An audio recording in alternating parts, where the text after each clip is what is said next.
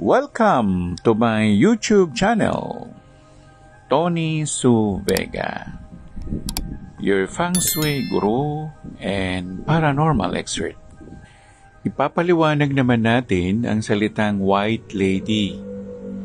Kaya siya tinawag na White Lady kasi babae siya na nakadamit ng puti. Pero hindi lahat ng nakaputi na babae na lumulutang sa hangin ay White Lady. Kasi meron ding mga naninirahan sa punong kahoy o mga wood spirit. So ano ngayon ang kaibahan nila? Ang White Lady ay dating tao kaya siya ay multo. Multo na siya.